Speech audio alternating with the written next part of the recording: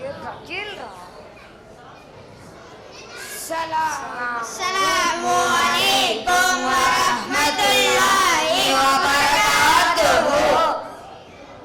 எப்படா இருக்க மச்சான்? நல்லா இருக்கேன்டா மாப்ள. நீங்க பாருடா, மாசில இமாமு இபாதத்தோட வராங்கடா. Assalamualaikum warahmatullahi wabarakatuh. வலைக்கும் ஸலாம் வரஹ்மத்துல்லாஹி வபரகாத்துஹு. ரொம்ப இபாதத்தா வரீங்களா? எங்க இருந்து வரீங்க? இபாதத்தா வேற எங்க இருந்து வரோம்? நம்ம பள்ளிவாசல்ல இருந்தான்டா. டேய் வாங்கடா பைக் ரேஸ் போவோம். என்ன புது பைக்கா?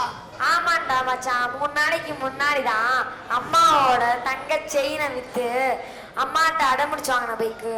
Bike treat போலாமாடா? அட போங்கப்பா.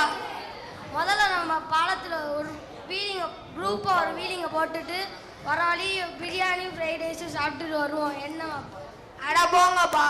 இப்போதான் நஜ்ரத் பள்ளியில் 4 நல்ல விஷயம் சொல்லியிருக்கிறாங்க. மனிதன் இந்த உலகில் தனியாக வாழ முடியாது. அதனால தான் இஸ்லாத்தில் துறவரமே இல்லை. ஆனால் நல்லவருடன் சேர்ந்து அல்லாஹ்வும் நபியும் சொல்லியிருக்கிறாங்க. ஹஜ்ரத் இந்த அதிசயம் ஞாபகப்படுத்தினாரா? என்ன அதிசயம்டா சொன்னாங்க? நல்ல நண்பன் நறுமண பொருள் விற்பவனை போல, அதை நீ வாங்கலாம், இல்லாத அவரும் கொடுக்கலாம்.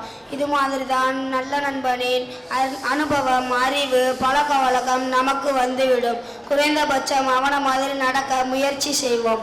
கெட்ட நண்பன் கொல்லனை போன்று. கெட்ட நண்பன் கொல்லனை, தீஞ்சவாடை, நெருப்பு, அனல் தான் கிடைக்கும்.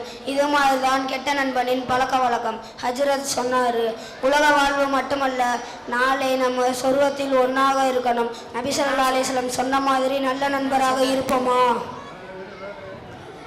இப்போ அதுக்கு என்னடா சொல்ற? சரிடா, இனிமேல் நம்ம லூட்டி எல்லாம் விட்டுட்டு நல்ல நண்பராக இருப்போம். அல்லாஹ் நம்மை நல்ல நண்பராக ஆக்குவானாக. ஆமீன். சலாம்.